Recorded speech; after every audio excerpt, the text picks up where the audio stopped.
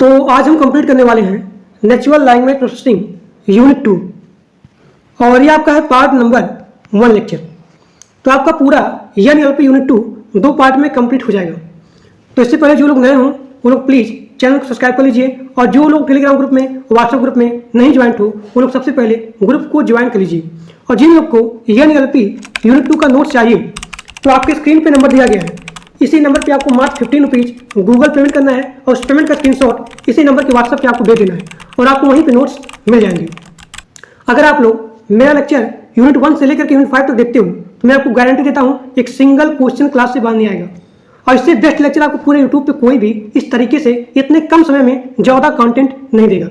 This is my guarantee, क्योंकि मैं आपको पूरा बढ़िया तरीके से बेसिक तरीके से हर एक चीज़ को बता रहा हूँ ताकि हर एक स्टूडेंट को पूरा का पूरा समझ में आ सके।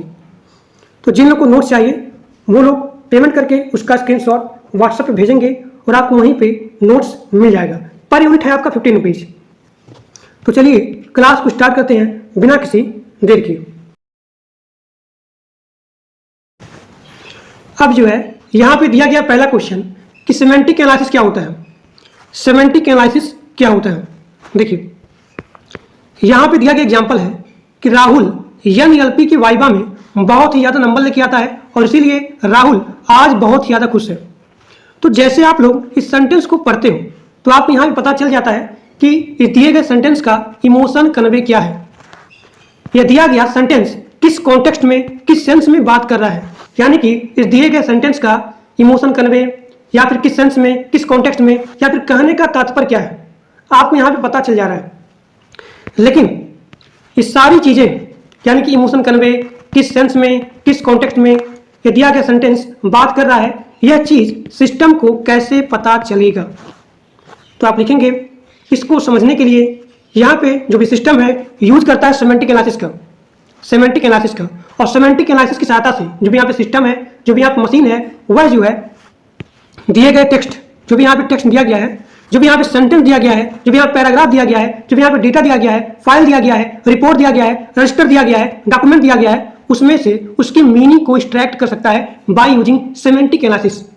यानी कि जब यहाँ पे सिस्टम कंप्यूटर सेमेंटिक एनालिसिस का यूज करेगा तब उसको पता चल जाएगा कि दिया गया सेंटेंस इसका इमोशन कन्वे क्या है या किस सेंस में किस कॉन्टेक्स्ट में बात कर रहा है, ये दिए गए सेंटेंस का कहने का तात्पर्य क्या है, कहना क्या चाह रहा है। जैसे कि यहाँ पे इमोशन कन्वे जब यहाँ पे सिस्टम या फिर मशीन या फिर कंप्यूटर जब यहाँ पे यूज करेगा सेमेंटिक एनालिसिस का तब उसको पता चल जाएगा कि यहाँ पे दिया गया इमोशन कन्वे क्या है, हैप्पी है। बहुत ही आसान तरीके से उसको आइडेंटिफाई या फिर एक्सट्रैक्ट कर पाता है कि उसका मीनिंग क्या है। तो वही चीज़ यहाँ पे लिखा गया है कि सेमेंटिक एनालिसिस एक ऐसा प्रोसेस होता है, सेमेंटिक एनालिसिस एक ऐसा प्रोसेस होता है जो कि टेक्स्ट के अंदर मीनिंग को एक्सट्रैक्ट कर पाता है कि इसका इमोशन कन्वे क्या है या किस सेंस में किस कॉन्टेक्स्ट में बात कर रहा है। अब यह देखिए सेमेंटिक एनालिसिस की सहायता से जो भी यहाँ होता है अनस्ट्रक्चर्ड डेटा उसके मीनिंगफुल इंफॉर्मेशन को भी यहाँ पे एक्सट्रैक्ट कर पाता है। ठीक, तो आप लिखेंगे कि सेमेंटिक एनालिसिस कंप्यूटर को सिस्टम को एक ऐसा एबिलिटी प्रोवाइड करता है जिसकी सहायता से जो भी यहाँ पे सिस्टम है जो भी यहाँ पे कंप्यूटर है वह दिए गए टेक्स्ट, देखिए जो भी यहाँ पे टेक्स्ट है, टेक्स्ट का मतलब ये नहीं है केवल सेंटेंस, टेक्स्ट के अंदर बहुत सारी चीज़ें आ सकती हैं जैसे कि सेंटेंस हो गया, पैराग्राफ हो गया, रिपोर्ट हो गया, रजिस्टर हो गया, फाइल हो गया या फिर कोई भी डॉक्यूमेंट हो गया। तो यहाँ पे आप लिखेंगे कि सेमेंटिक एनालिसिस कंप्यूटर को सिस्टम को एक ऐसा एबिलिटी प्रोवाइड करता है जिसकी सहायता से कंप्यूटर या फिर system sentence, paragraph, report, register, file, document या फिर अनस्ट्रक्चर्ड डेटा उसमें से मीनिंगफुल इंफॉर्मेशन को एक्सट्रैक्ट कर सकता है, अंडरस्टैंड कर सकता है, इंटरप्रेट कर सकता है, ड्राइव कर सकता है, उसके मीनिंग को ड्राइव कर सकता है। तो आप लिखेंगे अगला पॉइंट कि सेमेंटिक एनालिसिस जो है ग्रामेटिकल फॉर्मेट ऑफ सेंटेंस इसको एनालाइज करता है, जिसमें कि आपका शामिल होता है जो भी यहाँ दिया गया है ग्रामेटिकल फॉर्मेट, यानी कि सेंटेंस के ग्रामेटिकल फॉर्मेट को एनालाइज करता है, जिसमें कि आपका शामिल होता है वर्ड को अरेंजमेंट करना, फ्रेज हो गया, क्लास हो गया। और यहाँ देखिए जो भी आप होते हैं इंडिपेंडेंट टर्म उनके बीच में जो भी यहाँ पे रिलेशनशिप होता है उसको डिटरमाइन करना। ठीक, अगला पॉइंट आप लिखेंगे कि NLP जो भी यहाँ होता है सेमेंटिक एनालिसिस NLP का बहुत ही इंपॉर्टेंट सब टास्क होता है। Semantic analysis natural language processing का बहुत ही इंपॉर्टेंट, मोस्ट इंपॉर्टेंट सब टास्क होता है। तो वही चीज़ यहाँ पे दिया गया है कि सेमेंटिक एनालिसिस एक क्रिटिकल टास्क होता है, किसका? NLP का। ठीक, और यहाँ देखिए अगला पॉइंट आप लिखेंगे कि सेमेंटिक एनालिसिस मशीन लर्निंग के टूल में भी इसका मेजर रोल होता है। किसका? सेमेंटिक एनालिसिस का। सेमेंटिक एनालिसिस का मशीन लर्निंग के टूल में भी इसका बहुत ही महत्वपूर्ण योगदान होता है। मशीन लर्निंग टूल जैसे कि आपको हो गया चैटबॉट हो गया, सर्च इंजन हो गया, और यहाँ पे टेक्स्ट एनालिसिस सॉफ्टवेयर हो गया। इन सभी में जो होता है सेमेंटिक एनालिसिस, इसका मोस्ट इंपॉर्टेंट रोल होता है। तो यहाँ पे जो मशीन लर्निंग टूल है, इसमें जैसे कि आपका आगे चैटबॉट हो गया, ठीक, सर्च इंजन हो गया, तो ये सारी चीज़ें यूज करते हैं कौन? बड़ी बड़ी कंपनियां। ठीक, तो इन्हीं टूल की सहायता से जो भी होता है अनस्ट्रक्चर्ड डेटा। अब देखिए यहाँ जो टूल दिया गया है इसमें यूज होता है सेमेंटिक एनालिसिस। अब इसी टूल की सहायता से जो बड़ी बड़ी कंपनियां हैं, वो बड़ी बड़ी कंपनियां अनस्ट्रक्चर्ड डेटा में से जो भी मीनिंगफुल इंफॉर्मेशन होता है उसको एक्सट्रैक्ट कर पाती हैं। तो इसे बोलते हैं सेमेंटिक एनालिसिस। Semantic analysis. अब देखिए अगला पॉइंट, देखिए अगला पॉइंट आप लिखेंगे। देखिए यहाँ जो क्वेश्चन दिया गया सेमेंटिक एनालिसिस, ये आपके एग्जाम में आता है 10 नंबर का। तो जितना पॉइंट बता रहा हूँ सारे पॉइंट को बढ़िया समझिए और इसको आप पूरा पूरा लिखिएगा तो आपको बहुत ही अच्छा नंबर मिलेगा। अब देखिए सेमेंटिक एनालिसिस, इसको 2 पार्ट में डिवाइड किया गया है। पहला आपका है study meaning of the individual word, यानी कि प्रत्येक वर्ड को अभ्यास करना, इंडिविजुअल वर्ड की मीनिंग को अभ्यास करना, स्टडी करना। तो ये आपका हो गया पहला पार्ट। तो इस पार्ट को बोला जाता है लेक्सिकल सेमेंटिक व्यू। ये आपको यहाँ दिया गया part studying meaning of individual word है, इसको लेक्सिकल सेमेंटिक भी बोला जाता है। अब यहाँ देखिए, यहाँ पे दूसरा दिया गया एग्जाम्पल कर रहा हूँ। इसका जो दूसरा पार्ट है वो है study combining of the individual word, यानी कि जितने सारे यहाँ पे इंडिविजुअल वर्ड हैं उन सभी को कंबाइन करके अभ्यास करना, स्टडी करना। तो यहाँ पे सेमेंटिक एनालिसिस 2 पार्ट में डिवाइड होते हैं। पहला आपको हो गया study meaning of the individual word, फिर उसके बाद उन सभी को आपस में कंबाइन करके उनका अभ्यास करना। अब यहाँ पे वही चीज लिखा गया है कि सेमेंटिक एनालिसिस 2 पार्ट में डिवाइड किए गए हैं। पहला आपका है studying meaning of the individual word, और यहाँ पे दूसरा पार्ट है study the combination of the individual word. देखिए पहले पार्ट को बोला जाता है लेक्सिकल सेमेंटिक्स। इस पहले पार्ट को बोला जाता है लेक्सिकल सेमेंटिक। अब यहाँ ध्यान दीजिए आप लोग, सेमेंटिक एनालिसिस को 2 पार्ट में डिवाइड क्यों किया गया है? इसको 2 पार्ट में डिवाइड क्यों किया गया? तो आप थोड़ा सा ध्यान लगाएंगे, देखेंगे कि सेमेंटिक एनालिसिस का मतलब क्या होता है। जो भी आपका टेक्स्ट है उसके अंदर जो भी मीनिंग है उसके मीनिंग को एक्सट्रैक्ट करना, तो उसे बोलते हैं सेमेंटिक्स। यानी कि दिया गया टेक्स्ट के अंदर जो भी मीनिंग है उसके मीनिंग को एक्सट्रैक्ट करना, तो उसे बोलते हैं सेमेंटिक्स। देखिए तब यहाँ पे ये आपका पहला पार्ट बोल रहा है कि प्रत्येक वर्ड को, जो आपका सिंगल वर्ड होता है, इंडिविजुअल वर्ड होता है, उसको यहाँ पे स्टडी करना, और स्टडी करने के बाद यहाँ पे उसकी मीनिंग को एक्सट्रैक्ट करना। ये आपका हो गया पहला पार्ट हो गया। अब यहाँ से जब आप लोग एक सिंगल वर्ड को स्टडी करते हो, अगर इसका मीनिंग एक्सट्रैक्ट नहीं होता है, एक प्रॉपर मीनिंग यहाँ पे नहीं निकल पाता है, तब यहाँ पे होता है क्या कि उस सिंगल वर्ड को आप यहाँ पे कंबाइन करके पढ़ो, तब यहाँ पे मीनिंग को एक्सट्रैक्ट करो। तो इसीलिए इसको यहाँ पे 2 टर्म में या फिर 2 पार्ट में डिवाइड किया गया है। पहला आपका है studying meaning of the individual word, यानी कि सिंगल वर्ड को अभ्यास करना, स्टडी करना, तब यहाँ मीनिंग को एक्सट्रैक्ट करना। अगर इससे काम नहीं चलता है तो आप उन सभी वर्ड को कंबाइन करके पढ़ो, तब यहाँ पे प्रॉपर मीनिंग को एक्सट्रैक्ट करो। जैसे कि यहाँ पे दिया गया है, तो आप लिखेंगे कि सेमेंटिक एनालिसिस का ये दूसरा पार्ट होता है, और इसमें क्या करते हैं, प्रत्येक वर्ड को कंबाइन करके हम लोग उसके मीनिंग को एक्सट्रैक्ट करते हैं। और यहाँ पे आप लिखेंगे कि सेमेंटिक एनालिसिस का ये सबसे मोस्ट इंपॉर्टेंट टास्क होता है, और इसकी सहायता से हम लोग प्रॉपर मीनिंग को एक्सट्रैक्ट कर पाते हैं, गेट कर पाते हैं। जैसे कि यहाँ पे एग्जाम्पल दिया गया है, इस एग्जाम्पल से आप लोग बहुत ही बढ़िया तरीके से समझ सकते हो। Ram is great. अगर आप लोग यहाँ पे पहले पार्ट का यूज करोगे, यानी कि इंडिविजुअल पार्ट का अगर आप लोग यहाँ पे यूज करोगे कि हम लोग यहाँ पे सिंगल वर्ड को स्टडी करके उसके मीनिंग को हम लोग एक्सट्रैक्ट करेंगे, तब यहाँ से आपको काम नहीं चलेगा। क्योंकि अगर आपने देखा राम को केवल राम इज ग्रेट, ये आपने नहीं देखा, आपने पहले पार्ट से इसके मीनिंग को एक्सट्रैक्ट करने की कोशिश की, प्रयास किया आपने, तब देखिए, तब यहाँ पे राम जो शब्द दिया गया है, एक इंडिविजुअल वर्ड दिया गया है, इसका मतलब हो सकता है कि या तो भगवान राम के बारे में यहाँ पे बात हो रहा है या फिर एक व्यक्ति के बारे में यहाँ पे बात किया जा रहा है। लेकिन जैसे आपने यहाँ पे दूसरे पार्ट का यूज किया, studying the combination of the individual word, यानी कि प्रत्येक वर्ड को आपने यहाँ पे कंबाइन करके स्टडी किया कि राम इज ए ग्रेट, तो आपको यहाँ पता चल गया कि जो यहाँ पे राम की बात हो रही है ये एक पर्सन है, ये एक व्यक्ति है, ठीक। तो उसी तरीके से आप यहाँ पे आइडेंटिफाई कर सकते हो। तो ये आपका है सेमेंटिक एनालिसिस, सेमेंटिक एनालिसिस इसे बोलते हैं, सेमेंटिक एनालिसिस। ये सारा चीज अपने सेमेस्टर एग्जाम लिखेंगे तो बहुत ही बेहतरीन नंबर मिलेगा। अब देखिए आगे, अगला आपका है लेक्सिकल सेमेंटिक्स। तो आप लिखेंगे लेक्सिकल सेमेंटिक्स, सेमेंटिक एनालिसिस में इसका इंपॉर्टेंट रोल होता है, यानी कि सेमेंटिक एनालिसिस में लेक्सिकल सेमेंटिक्स का बहुत ही महत्वपूर्ण भूमिका होता है।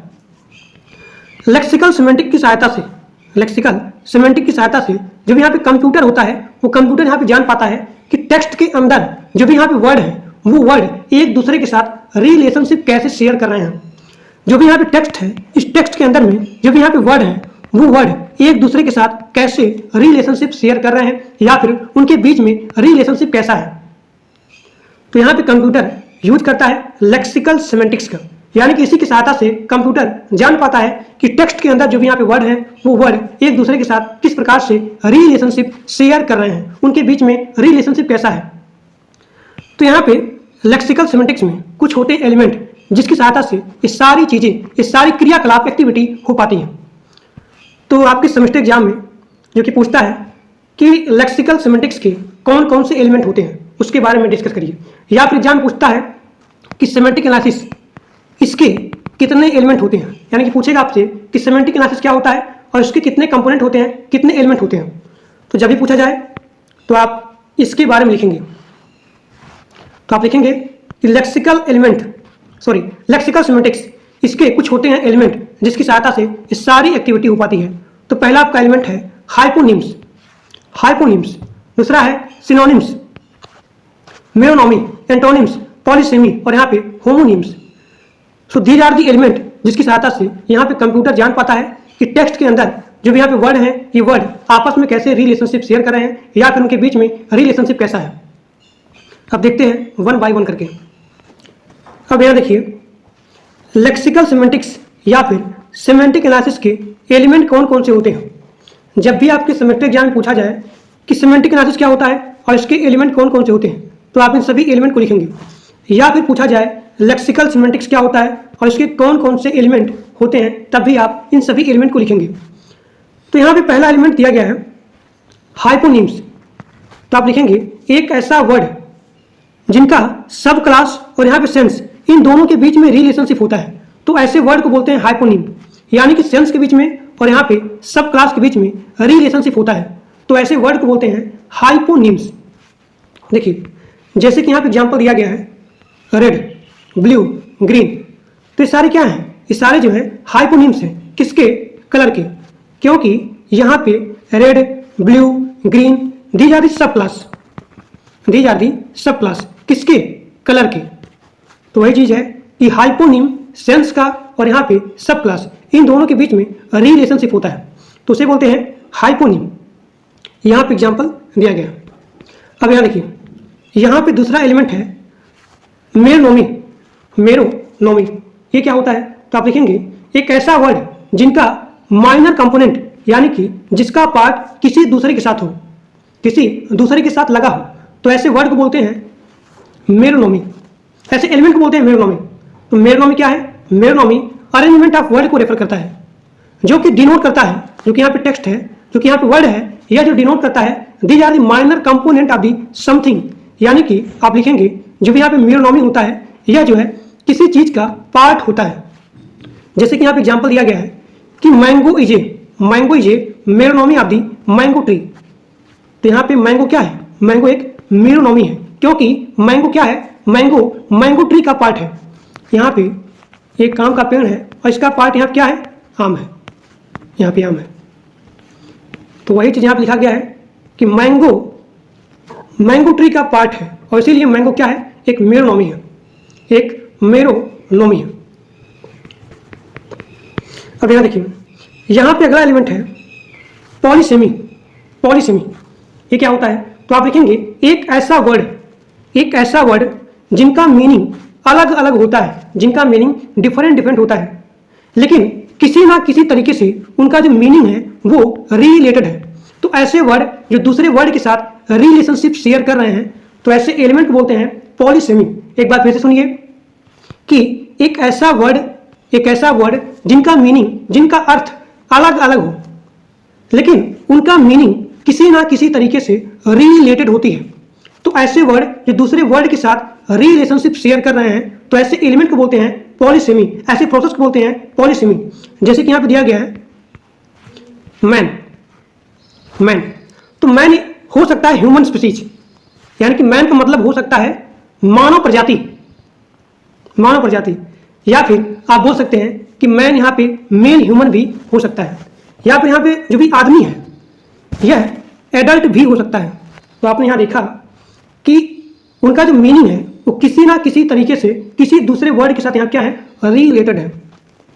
तो ऐसे वर्ड जो किसी दूसरे वर्ड के साथ रिलेशनशिप शेयर कर रहे हैं, तो उसे बोलते हैं पॉलीसेमी। अब यहाँ देखिए सिनोनिम्स, यानी कि जो भी इनका मीनिंग है वो यहाँ पे सिमिलर है। तो आप लिखेंगे एक ऐसा वर्ड जिनका मीनिंग यहाँ पे सेम हो, सामान्य हो। तो ऐसे वर्ड जो किसी दूसरे वर्ड के साथ रिलेशनशिप शेयर कर रहे हैं, तो वैसे वर्ड को बोलते हैं सिनोनिम्स। ऐसे वर्ड को बोलते हैं सिनोनिम्स। जैसे कि यहाँ पे एग्जाम्पल दिया गया है कि परचेज मतलब होता है खरीदना, और यहाँ पे बाय मतलब क्या होता है, खरीदना होता है। जैसे कि आप लिख सकते हो लैड मतलब होता है लड़का, और इसका सिनोनिम्स हो गया boy. So these are the example of the synonyms. अब यहाँ देखिए अगला आपका यहाँ पे एलिमेंट है एंटोनिम्स। ये क्या होता है, तो आप लिखेंगे एक ऐसा वर्ड जिनका मीनिंग अपोजिट हो, एक ऐसा वर्ड जिनका मीनिंग अपोजिट हो। तो ऐसे वर्ड जो किसी दूसरे वर्ड के साथ यहाँ पे रिलेशनशिप शेयर कर रहे हैं, तो ऐसे वर्ड को बोलते हैं, ऐसे प्रोसेस को बोलते हैं, ऐसे एलिमेंट को बोलते हैं एंटोनिम्स। यानी कि एंटोनिम जो है इनका जो मीनिंग होता है वो यहाँ पे अपोजिट होता है। जैसे कि यहाँ पे एग्जाम्पल दिया गया है कि कोल्ड का एंटोनिम्स क्या होगा, कोल्ड मतलब ठंडा, तो इसका एंटोनिम्स हो सकता है वार्म या फिर हॉट। जैसे कि यहाँ पे एग्जाम्पल दिया गया एंटोनिम्स का कि दिन मतलब क्या होता है, दिन होता है, इसका अपोजिट नाइट। गुड मतलब अच्छा, इसका अपोजिट बैड। तो ये आपका हो गया एंटोनिम्स। अब यहाँ पे अगला एलिमेंट है होमोनिम्स। तो आप लिखेंगे एक ऐसा वर्ड जिनका स्पेलिंग और जिनका प्रोनाउंसिएशन सेम हो, लेकिन उनका मीनिंग अलग अलग हो, डिफरेंट हो। तो ऐसे एलिमेंट को बोलते हैं होमोनिम्स। यानी कि एक ऐसा वर्ड जिनका स्पेलिंग भी सेम हो और जिनका प्रोनाउंसिएशन ये दोनों यहाँ पे सेम हो, लेकिन मीनिंग यहाँ पे अलग अलग हो, तो ऐसे एलिमेंट को बोलते हैं होमोनिम्स। जैसे कि यहाँ पे एग्जाम्पल दिया गया है, देखिए बार्क और यहाँ पे बार्क, इनका स्पेलिंग भी सेम है और इनका प्रोनाउंसिएशन भी सेम है, लेकिन इनका मीनिंग अलग अलग है। जैसे कि यहाँ हो गया बार्क ट्री, तो यहाँ पे आ गया ट्री, तो इस बार्क का मतलब हो गया छाल, यानी कि जो यहाँ पेड़ का छाल होता है इस टाइप का, वो होता है बार्क। और यहाँ देखिए आगे हमने यहाँ पे डॉग के साथ जोड़ दिया इस बार्क को, तो इस बार्क का मतलब हो जाएगा भौंकना। तो यहाँ पे क्या है, इनका मीनिंग, इनका जो स्पेलिंग है और जिनका प्रोनाउंसिएशन है ये दोनों यहाँ पे सेम है, लेकिन इनका मीनिंग अलग अलग होता है। तो ऐसे एलिमेंट को बोलते हैं होमोनिम्स। इसका यहाँ पे दूसरा एग्जाम्पल भी दिया गया है, जैसे कि रोज हो गया, रोज। अब यहाँ देखिए रोज, इसका स्पेलिंग भी सेम है और यहाँ भी लिखा गया रोज, इसका भी स्पेलिंग सेम है, लेकिन इनका जो मीनिंग है यानी कि स्पेलिंग और यहाँ प्रोनाउंसिएशन ये दोनों यहाँ पे सेम है, लेकिन यहाँ पे मीनिंग अलग अलग है। इस रोज का मतलब हो सकता है राइज का पास्ट फॉर्म, या तो रोज का मतलब हो सकता है फ्लावर, एक फ्लावर की बात हो रही है, यानी कि एक गुलाब की बात हो रही है। तो आप नोट करके लिखेंगे, यहाँ देखिए नोट करके कि हाइपोनिम्स एक ट्रांजिटिव रिलेशन होता है, एक ट्रांजिटिव रिलेशन होता है। जैसे कि यहाँ दिया गया है यक्स अगर वाई का हाइपोनिम होगा और यहाँ पे वाई अगर जेड का हाइपोनिम होगा, तो यहाँ पे यक्स जेड का भी हाइपोनिमी होगा। तो यहाँ पे एग्जाम्पल दिया गया है, जैसे कि वायलेट अगर पर्पल का हाइपोनिमी होगा और पर्पल यहाँ पे कलर का अगर हाइपोनीमी होगा तो यहाँ पे वायलेट भी कलर का हाइपोनीमी होगा। तो आप लिखेंगे कि हाइपोनीमी एक ट्रांजिटिव रिलेशन होता है। अब यहाँ देखिए हाइपरनीमी क्या होता है, तो आप लिखेंगे एक ऐसा वर्ड जिनका सेंस के बीच में और यहाँ पे सुपर क्लास के बीच में रिलेशनशिप होता है, तो ऐसे वर्ड को बोलते हैं हाइपरनीमी। एक बार फिर से सुनिए, सेंस और सुपर क्लास के बीच में रिलेशनशिप को बोलते हैं हाइपरनीमी। जैसे कि यहाँ पे एग्जांपल हो गया कि animal is a hypernymy of the dog, यानी कि जो भी यहाँ पे एनिमल है, एनिमल क्या है, एनिमल एक सुपर क्लास है जिसके अंदर क्या आ गया, डॉग आ गया, तो उसे बोलते हैं हाइपरनीमी। यानी कि सेंस के बीच में और यहाँ पे सुपर क्लास के बीच में जो भी रिलेशनशिप होता है, तो ऐसे एलिमेंट को, ऐसे वर्ड को बोलते हैं हाइपरनीमी। जैसे कि मैं लिखा कि mango is a fruit, mango is a fruit. जैसे कि बनाना इज ए फ्रूट, तो फ्रूट के अंदर क्या आ गया, मैंगो आ गया, तो मैंगो क्या होगा, मैंगो हाइपरनीमी होगा। बनाना क्या होगा, बनाना एक हाइपरनीमी होगा। यानी कि जो भी यहाँ फ्रूट है, एनिमल है, तो वो हो गए सुपर क्लास। ठीक, तो आप लिखेंगे जब यहाँ पे एक वर्ड दिया गया है, एक वर्ड दिया गया है, तो वो वर्ड यहाँ पे हाइपोनीमी और यहाँ पे हाइपरनीमी दोनों हो सकता है। ठीक, तो ये आपका है NLP यूनिट 2 पार्ट 1 लेक्चर। तो आपका पूरा NLP यूनिट 2 2 पार्ट में कंप्लीट हो जाएगा। तो आज के लिए बस इतना ही। Thank you.